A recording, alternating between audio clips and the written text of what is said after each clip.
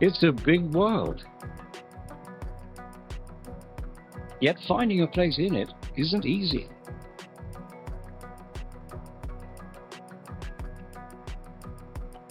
Every day, everywhere, animals stake their claim to an arbitrary piece of the planet.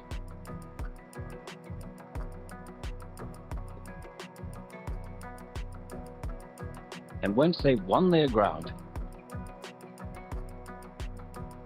they've got to fight to defend it or to expand it.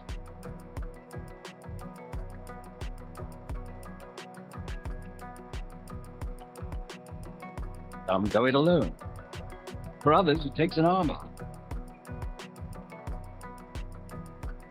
However a turf war is fought, winning it provides another chance to survive the wild.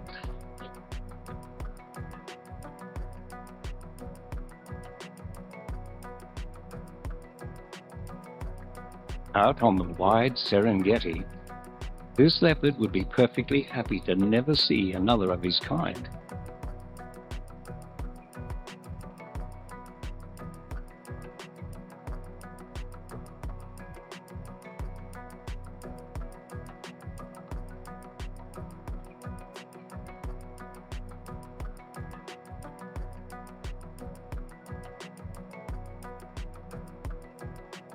Ever secretive, Africa's most widely distributed cat can be found in at least 80 countries, if you can find him at all.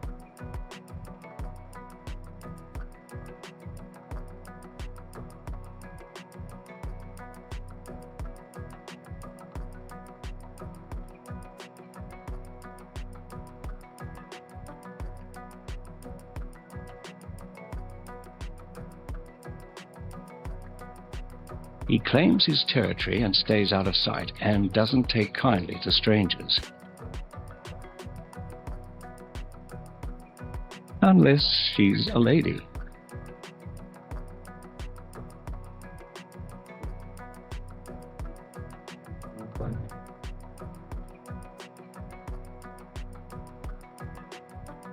His realm can overlap a female's, and when she's in the mood to mate, she perfumes the fringes of his turf to let him know.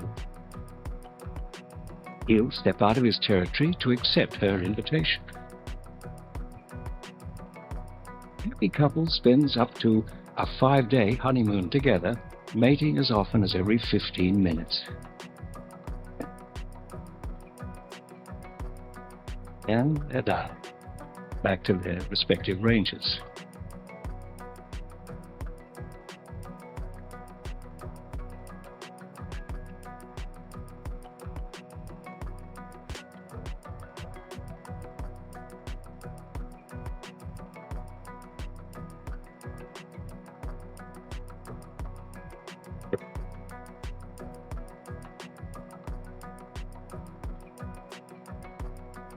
As the male prowls for prey, he reinforces his borders, leaving fresh scent markings to make would-be trespassers think twice.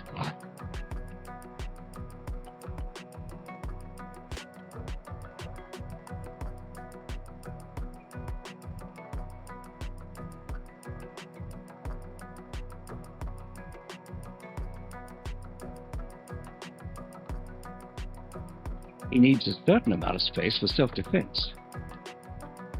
And the better the hunting, the less land he needs. Once he stakes it out, he'll fight like crazy to defend it.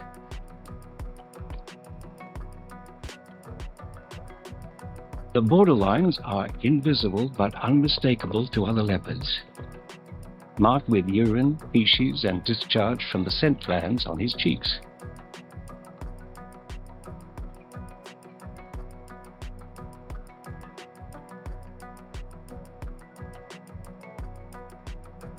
And for good measure, he tags trees like a graffiti artist.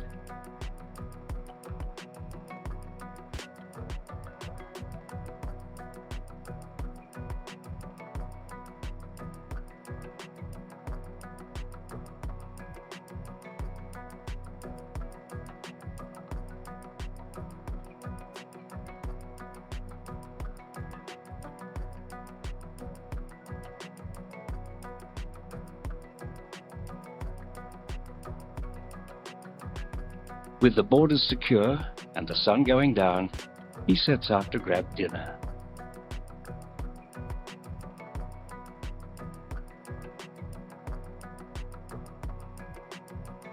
In his own neighborhood, he knows the best places to eat.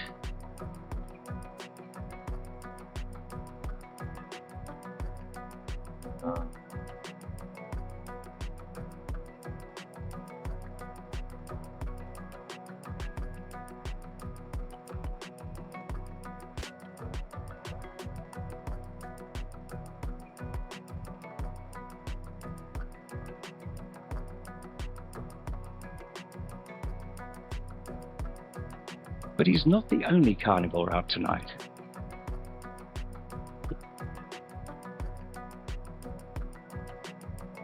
To keep larger predators from stealing his kill, he drags it to the safety of a tree.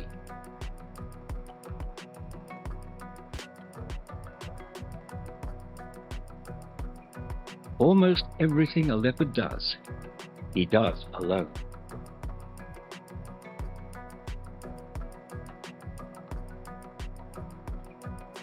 As one of the smallest of the big cats, mastering his territory is as important to his survival as his teeth and claws.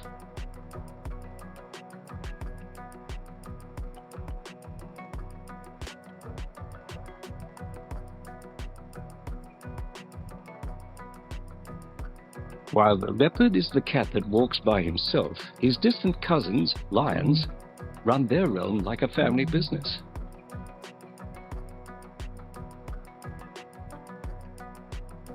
By teaming up and sharing the spoils, a pride of lions can take down prey that outrun a single lion.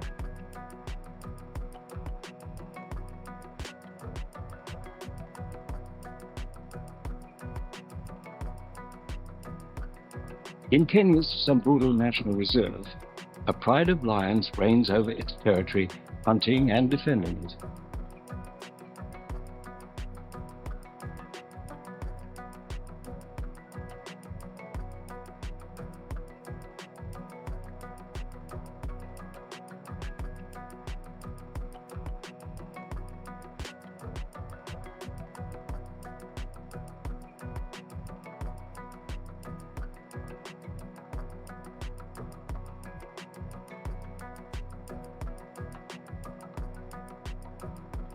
Several females and their cubs make up the heart of the pride,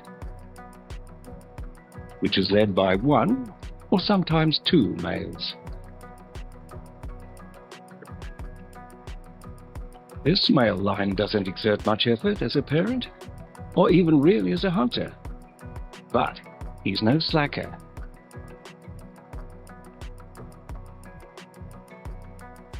He acts as border guard and protector of the pride.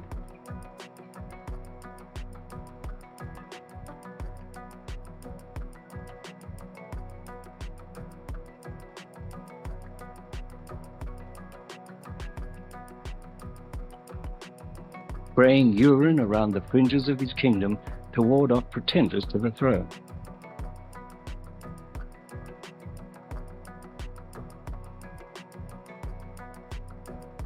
But females leave their marks too, which may complicate things. The male lion is trying to ward off any roaming males that may wander into his realm and catch a scent on a female ready to mate.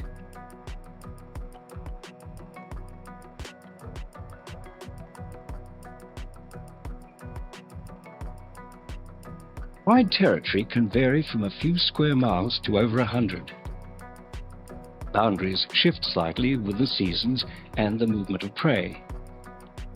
Larger prides get the lion's share of the prime turf.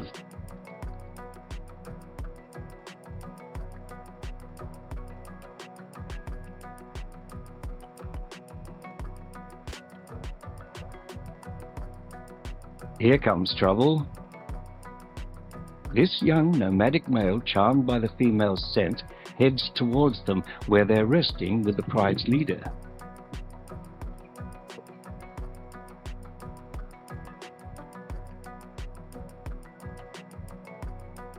That doesn't stop the frisky intruder. He ignores the warning signs and strides confidently into enemy territory, risking being maimed or killed.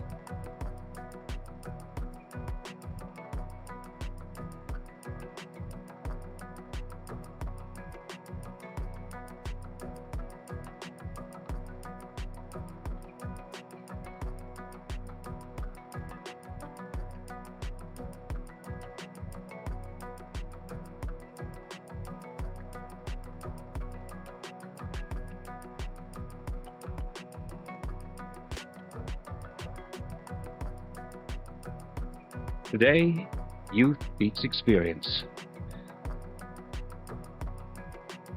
The challenger becomes the champion. The exiled old man will live the rest of his days in solitude.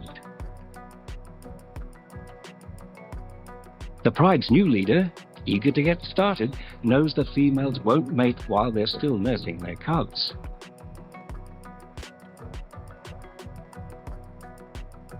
So why not just kill the cubs?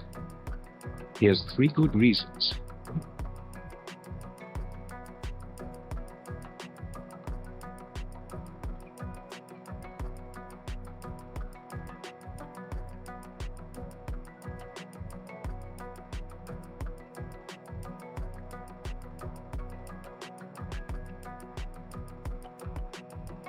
With his advances soundly rejected by the lion mothers, this young male must wait for now. The cubs are safe at the moment.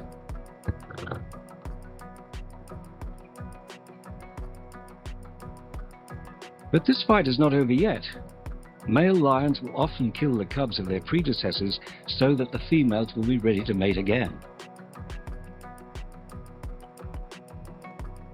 With the females fending off his advances for now, he waits for a good opportunity to present itself.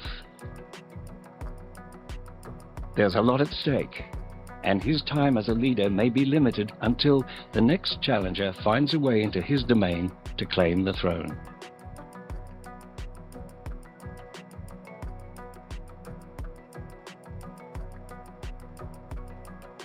While big cats skirmish over borders, some of the smallest creatures wage some of the bitterest turf wars. Ants are so plentiful, it's been said they outweigh humans.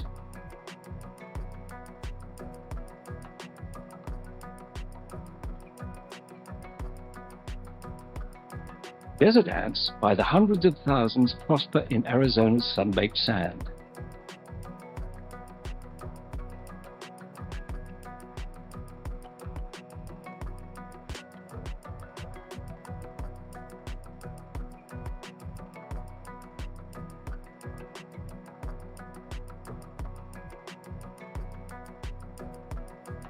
Everyone has a job to do, and for some that job is capture and control, raiding other colonies like a well-trained army.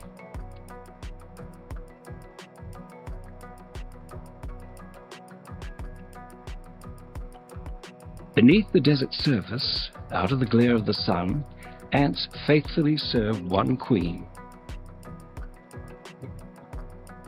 Her only job is to lay all the colony's eggs, and she can lay up to 1,500 eggs a day.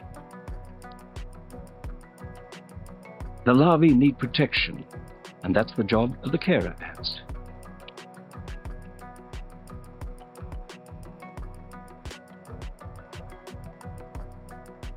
Worker ants stay busy scouting for food and supplies.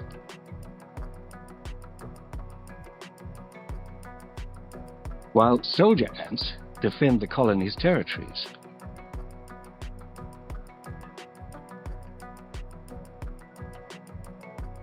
Unremarkable on the surface, each nest entrance leads to a series of passages which lead to a network of chambers for storing food or larvae. Deep down, the ant queen retires to her own royal chamber. In Arizona, the honey ants have a sweet solution to the challenge of desert living.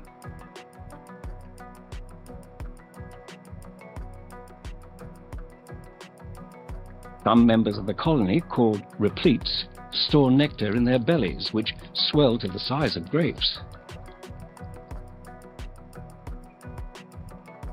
Colony members feed the nectar to them during the good times and retrieve it during the lean times.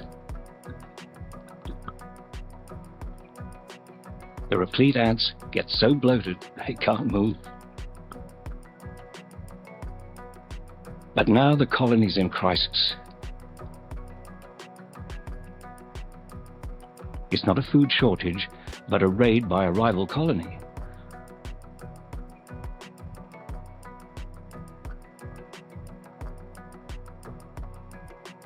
Apparently, the desert's not big enough for both of them.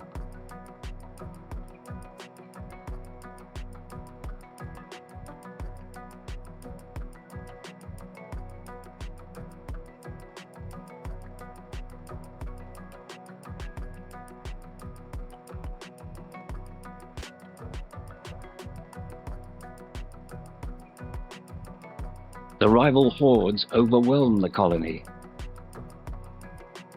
The chambers of the nest fall like dominoes until the invaders reach the queen. She comes to a sticky ant.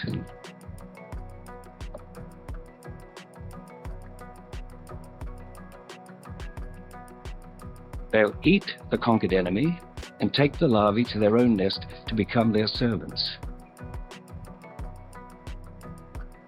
And the bloated, replete ants?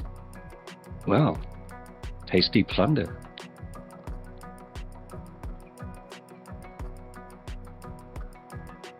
War is never pretty, no matter what the scale. And victory is always sweet at any size. Especially for this queen, whose loyal army is willing to die to expand her realm.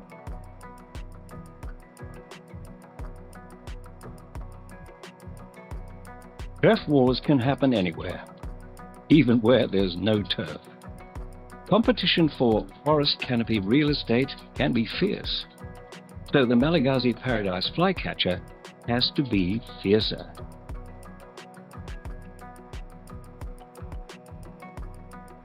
He battles bullies way bigger than himself to keep his home in an exotic forest full of birds and tree-dwelling primates. The conflict unfolds on Madagascar, which split from the Indian peninsula around 88 million years ago.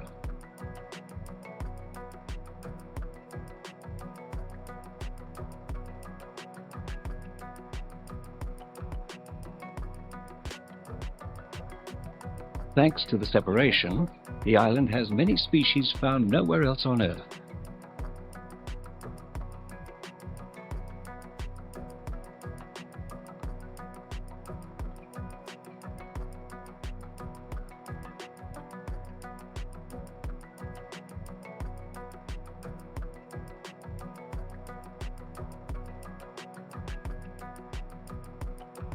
This determined-looking character is a drongo bird.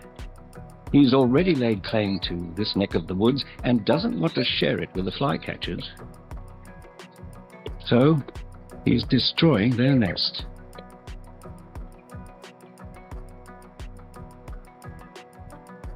Like the flycatchers, the drongo eats insects. While there's no shortage of these in the forest, the drongo doesn't like competition from other consumers.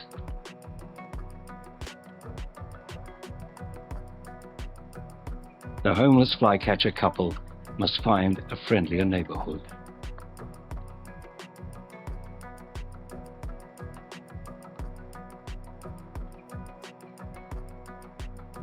Once they've found it, the nest building begins anew.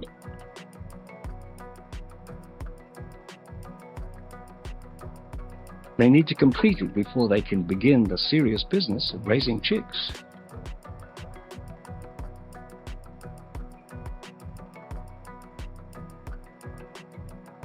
Now that they've settled in, they've got to defend their territory.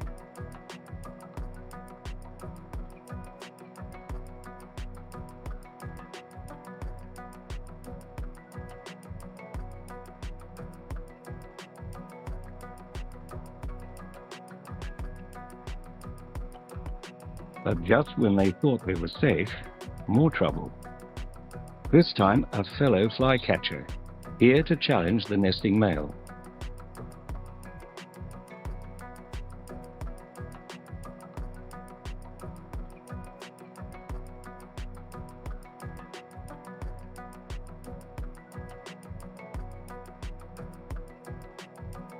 The feathers fly as the male flycatcher tries to keep the intruder from mating with the female.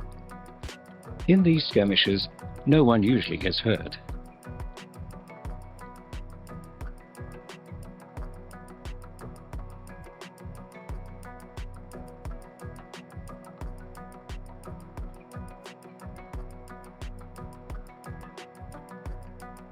After his earlier humiliation with the drongo, the flycatcher hardens his resolve. The intruder gives up.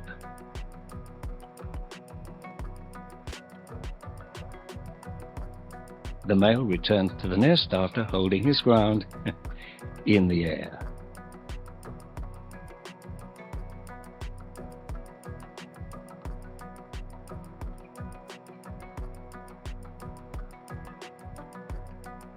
Territory may be the ultimate animal status symbol. It can convey physical strength, give access to the best food, and for guys, make the ladies swoon. The allure of territory is so strong that even wildebeest, which carry out one of the world's most spectacular land migrations, want a piece of the action.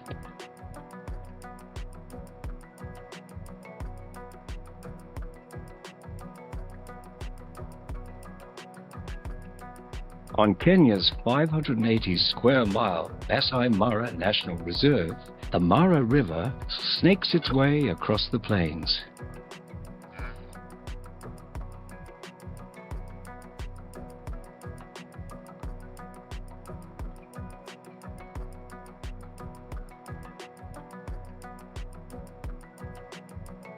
Each year, herds of wildebeest, millions strong, hoof across the grassland in search of the fresher fields to satisfy their enormous appetite.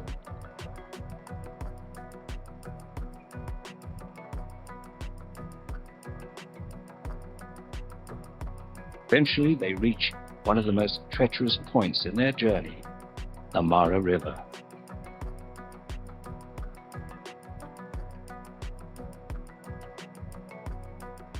It stops them dead in their tracks, almost literally, considering the crocodile-infested waters before them.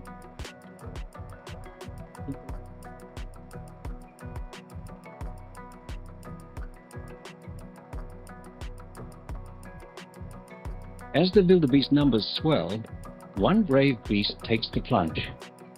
The rest follow.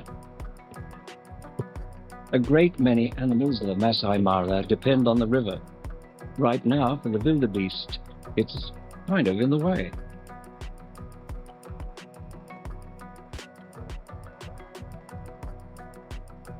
But there's strength in numbers, and by bunching up and relying on swarm intelligence, they move ahead as one body despite the casualties.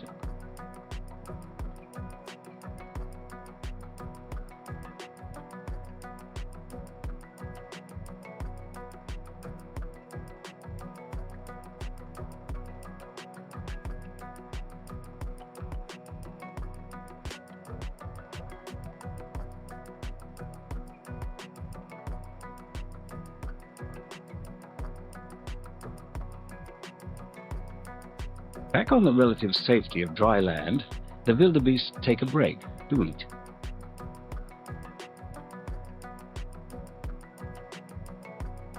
And while they're at it, males establish short-term territories.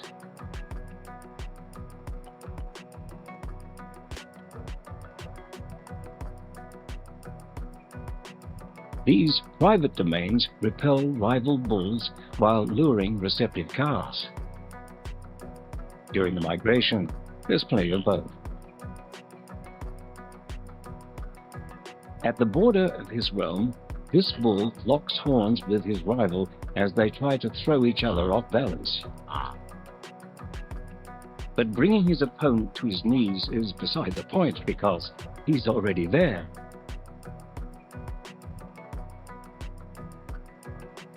Glands under the battling bull's eyes secrete a scent they rub on the ground to mark territorial gains.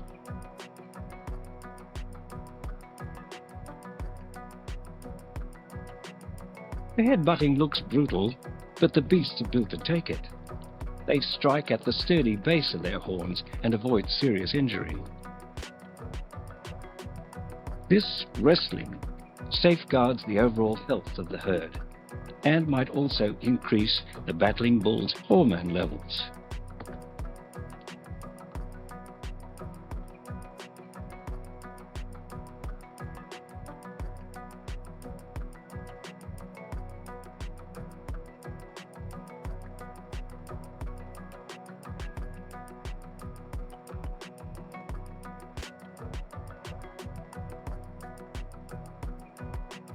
Now that he's won his territory, only females may cross it. But love is a battlefield, and this car won't surrender. Sorry, stud, not interested. The herd moves on, so the bull will have to abandon his passionate pasture. He'll soon find new territories to fight over, and the ritual will begin again.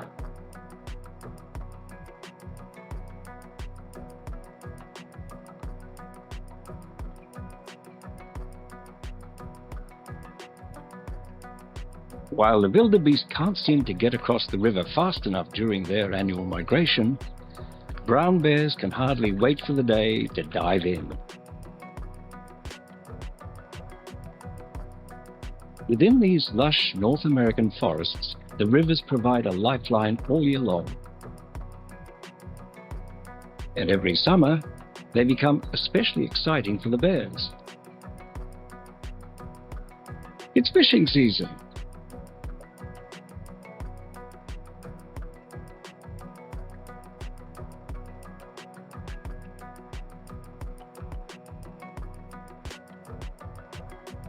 The wild, untamed forests of Alaska are paradise to the wild, untamed brown bear.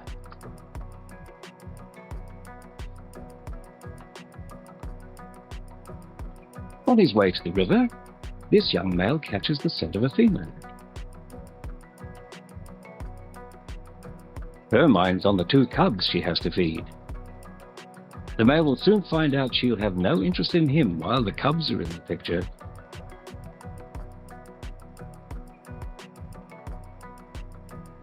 Some bears find that reason enough to kill a female's cubs. But this bear cuts right to the chase, pursuing mom.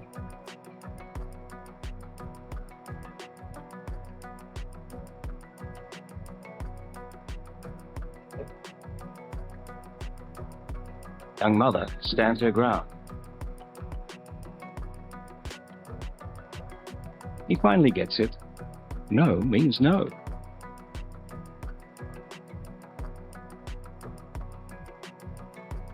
Mama Grizzly and the cubs are safe, at least for now.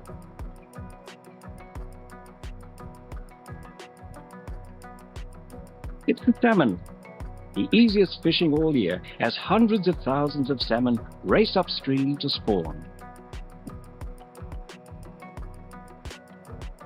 If the mother and cubs hope to make it through the winter, they'd better gorge themselves this summer.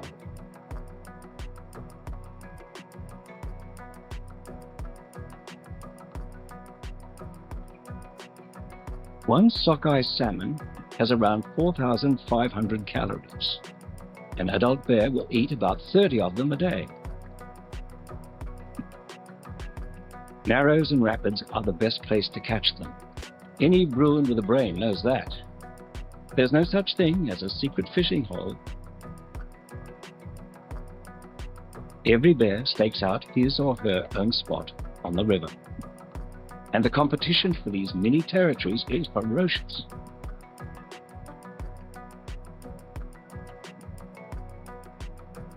The young mother will try to keep her cubs clear of the brawling.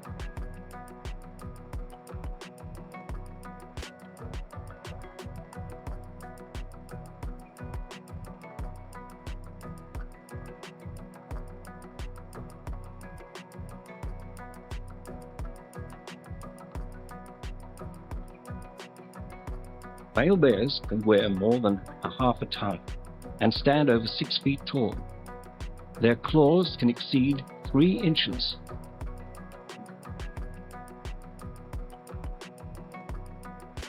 These territorial contests can turn vicious.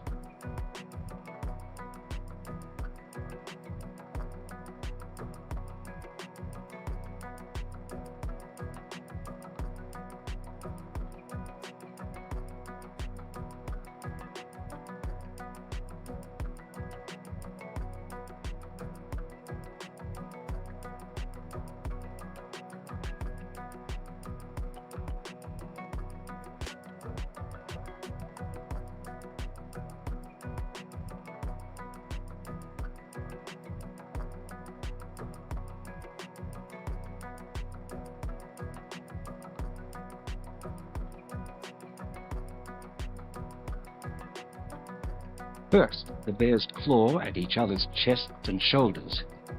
Then, if neither backs down, they switch it up to biting head and neck. That's if it gets really serious.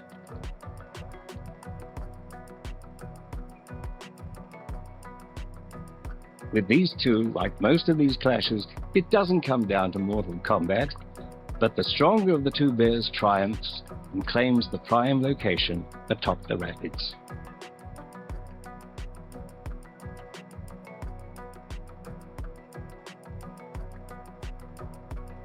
There's still plenty for everyone. By eating the fattiest portions, the bear can pack on 400 pounds before hunkering down for his 5 to 6 month winter hibernation.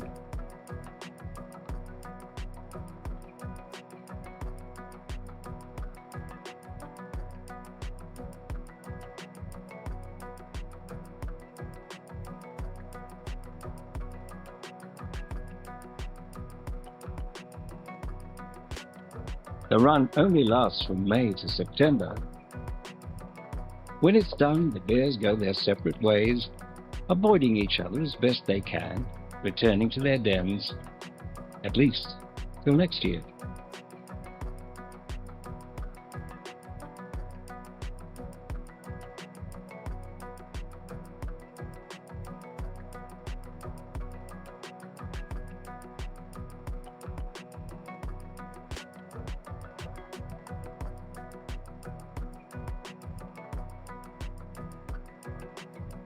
On the other side of the world, where the terrain and environment couldn't be further from Alaska, gorillas face a different kind of territorial conflict.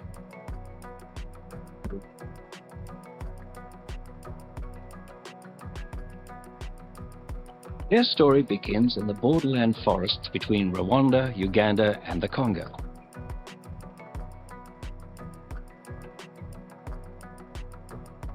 Gorilla country. This troop of male, female, and infant gorillas follows the leader through the mountainous forest range. He's the single dominant male known as the silverback.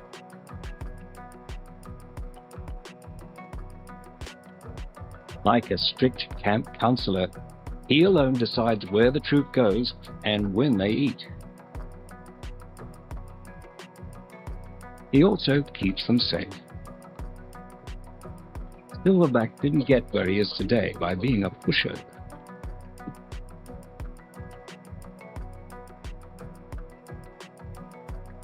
It starts early. Young gorillas may play fight with each other, but they aren't aggressive. Maybe one day one will become the new silverback.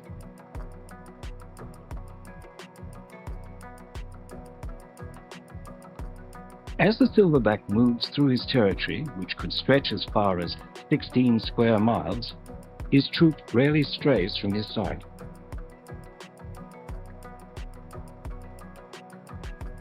His mission isn't about protecting his borders, but providing the best food and quality of life for his troop. Food's abundant, so they seldom have to worry about going hungry or competing for plants to eat.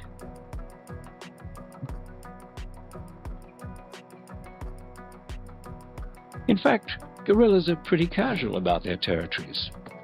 Borders overlap with their neighbors, and females easily slip between troops to mate, which prevents inbreeding. As a male reaches sexual maturity, he may leave the troop and join a new one elsewhere, or he might stay in his troop and mate with a new female.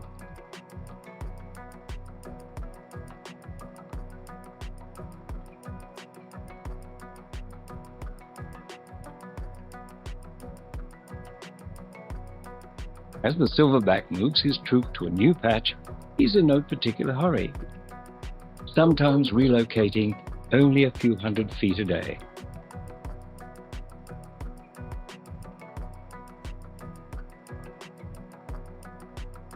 Eventually, it's time to stop and make camp. Gorillas build simple nests in the trees for the young ones to sleep in. Older gorillas build nests on the ground. Despite their size, they need to be watchful for the few predators that threaten them. But these critically endangered primates face an even bigger challenge.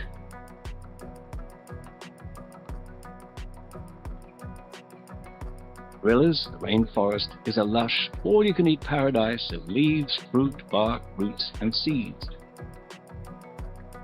Some species also enjoy ants and termites, and raid termite nests to eat the larvae.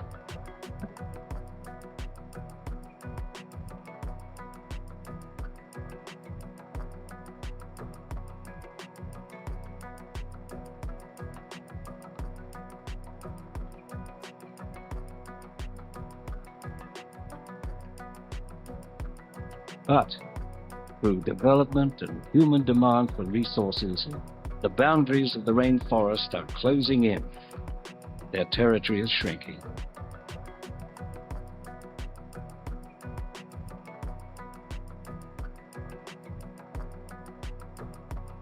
For now, the forest provides these highly social and intelligent animals with just about everything they need.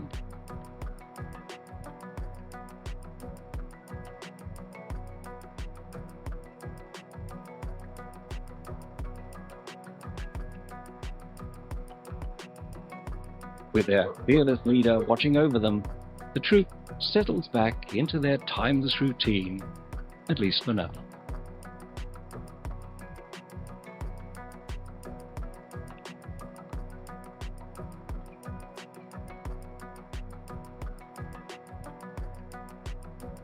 While the gorilla looks fierce, but is relatively placid, the hippopotamus is a sort of the opposite.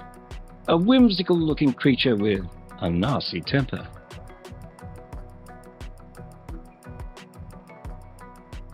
Hippos spend 16 hours a day in the water, which is easy during the rainy season when there's plenty of water for everyone.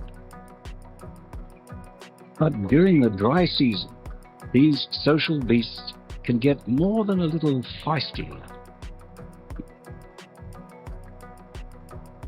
In Kruger National Park in South Africa, a pleasant day in a puddle is almost ruined when a mysterious stranger comes to call.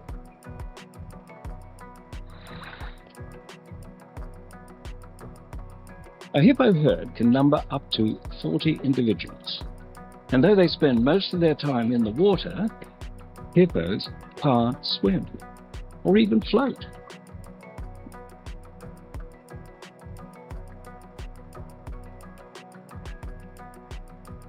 On land, grazing areas are considered neutral territories.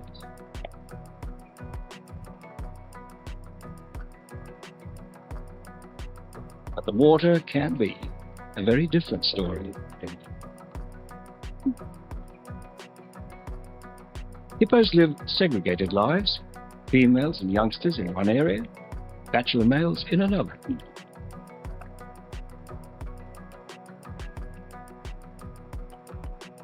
Bachelor males, meanwhile, must respect the sole breeding rights of one dominant bull. Beyond being chief stud, the alpha bull keeps close watch over his herd's stretch of river.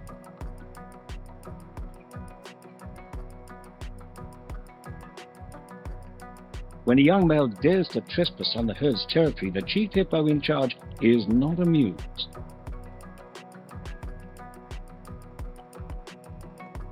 He makes his objection perfectly clear.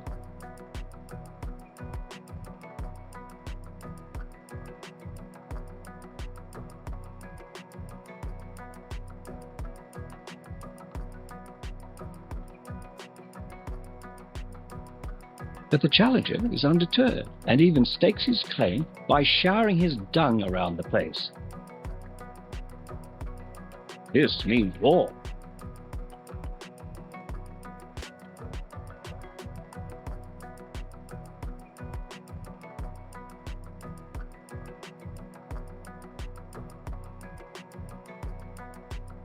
Hippos sharpen their tusk-like teeth by grinding them together.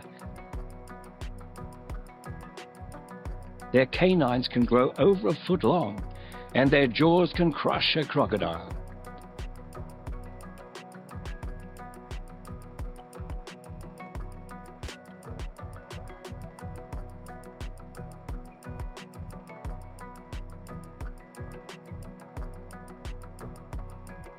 The old bull, who has everything to lose, isn't backing down.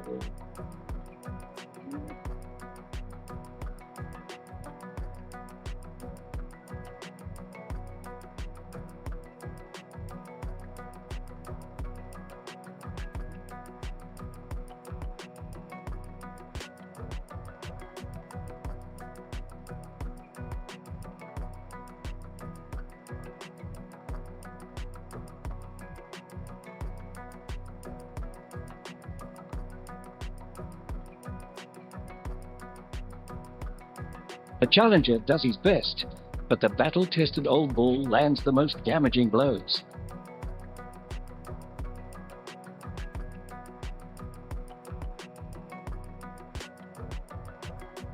The whole herd watches as the young pretender turns tail. His chance at greatness ends in crushing defeat.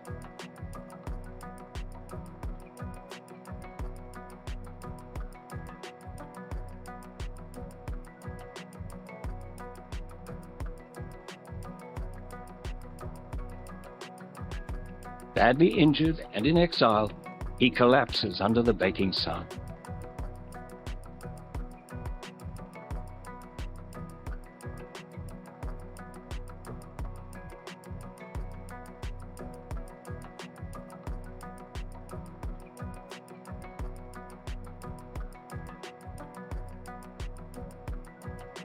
The dominant bull lives to fight another day.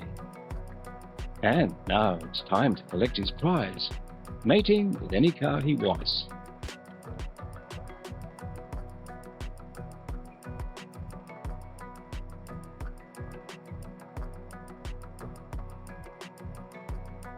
His next challenger could be his last, but he's already secured his legacy.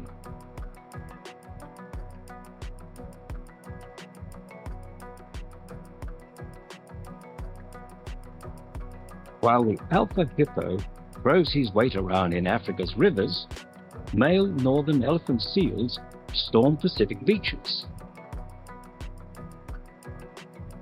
These almost 9,000-pound bulls look pretty laid back now, but only because they're saving strength for the territorial battles to come.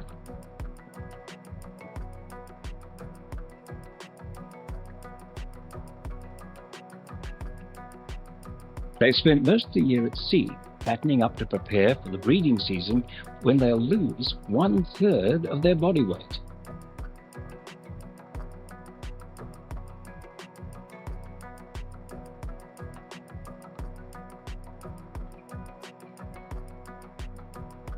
Now, with the onset of winter, the bulls return to the coast. The remote beaches and isolated islands of California's Año Nuevo State Park are home to some of the northern elephant seal's largest breeding colonies.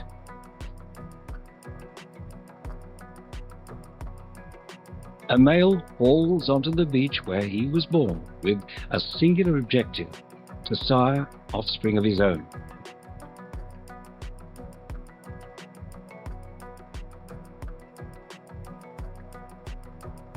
It's a goal he shares with other competing bulls.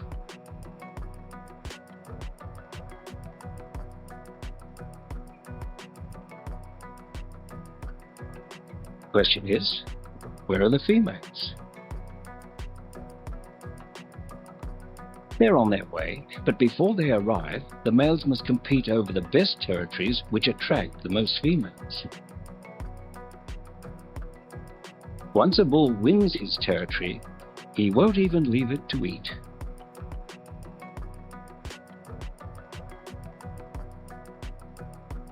Hoping to claim a quiet place of his own, this young male tests his luck against an imposing senior bull.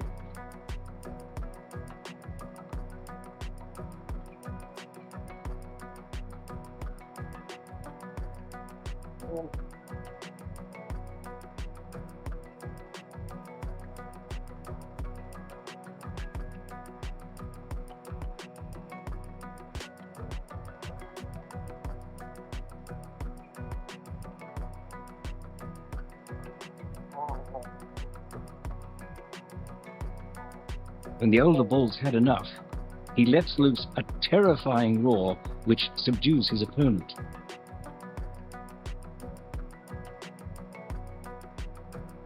But the competition has only just begun. The females finally arrive, about to give birth and not yet in mating mood.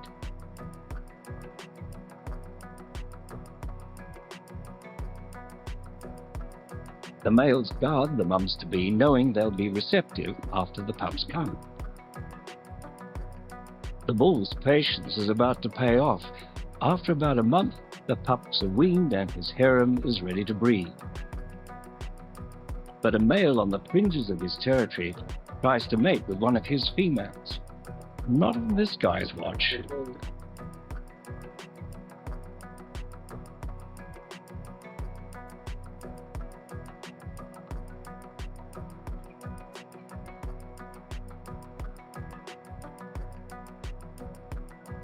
The dominant bull issues a warning and sends him packing.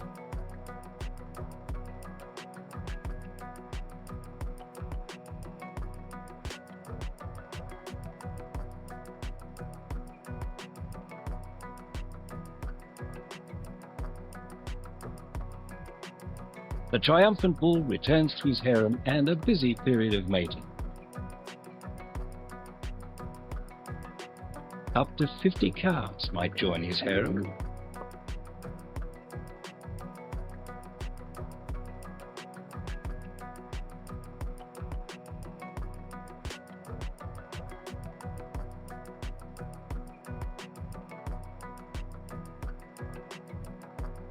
The mating period lasts only 5 weeks.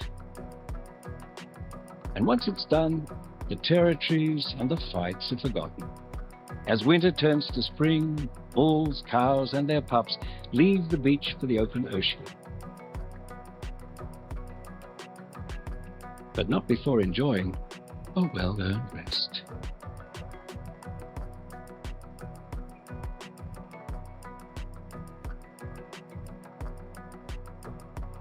Nature speaks many tongues,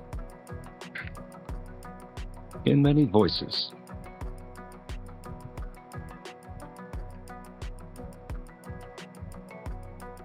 Or with no voice at all. Across the face of the planet, animals express themselves through roar, click,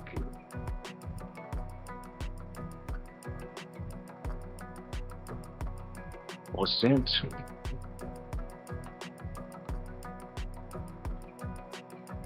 or touch. In secret languages shared only with their own, to feed off rivals. Some of the troops. Find a mate. Or sound the dinner bell. Communication tactics as diverse as life itself. Getting the message across is one of the animal kingdom's most complex ways to survive the wild.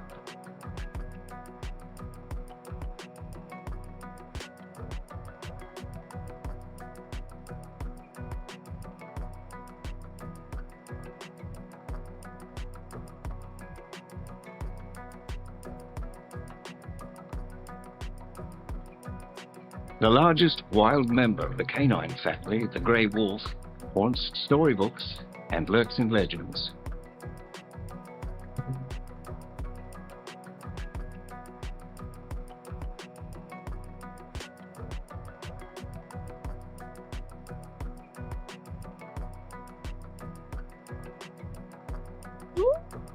But in truth, he's a family man who likes to keep in touch.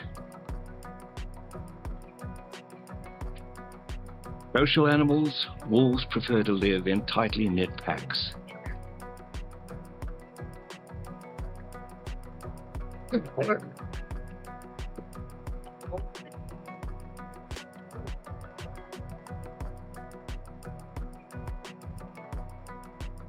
With posturing, licking, and play fighting, pack members reaffirm their place in the hierarchy.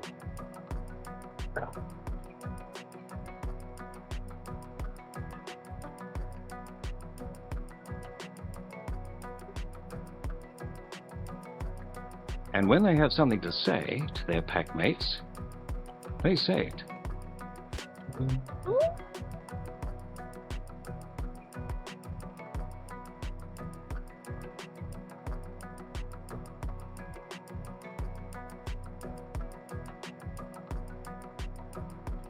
Tipping his head back, his call of the wild can project up to 6 miles. A howling wolf might declare territory, identify himself, or call his pack. In the United States, amid the dense forests and open prairies of Montana, a howl tells the scattered wolf pack that it's time to get to work.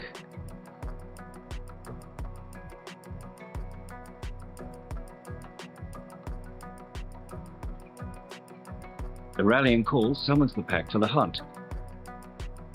Their territory can spread hundreds of miles.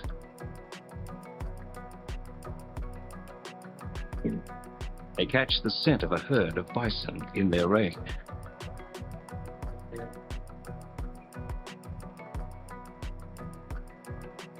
The ancient clash of predator and prey begins.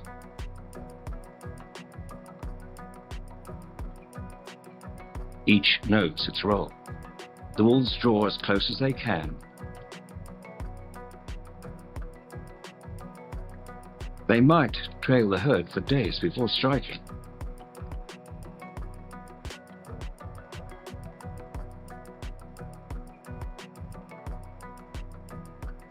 Detecting the threat, the bison close ranks, standing their ground. Now that they are close, the wolves prefer the herd to move before they can attack.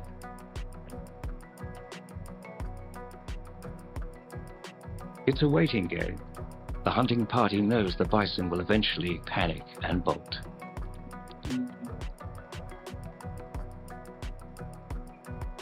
And when it does, the wolf pack targets its most vulnerable members, the calves.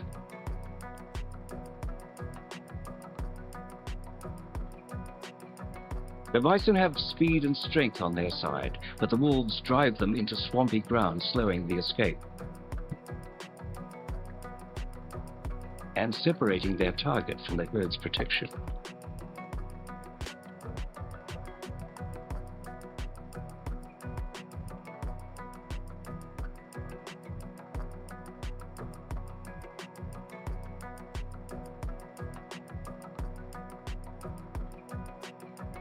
One wolf makes the kill, but the whole pack is shared.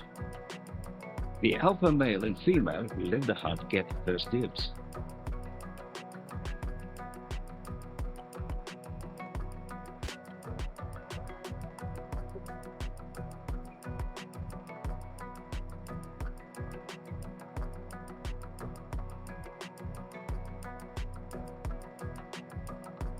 While the pack feeds, at the den, an older sister babysits the wolf pups and waits for dinner.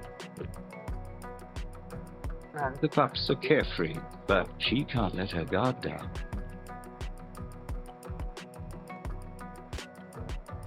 In these woods, wolves are not the only predators.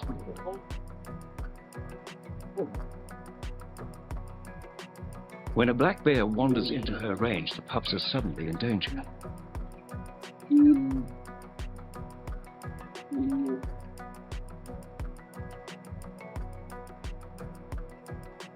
He barks out an alarm.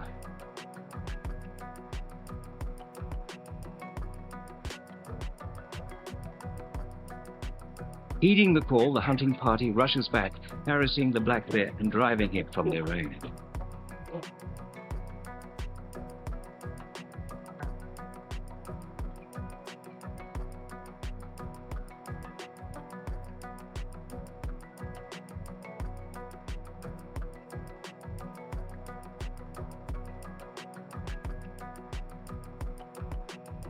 Whether it comes to scaring up a meal or scaring off enemies, clear communication keeps this wolf pack running smoothly.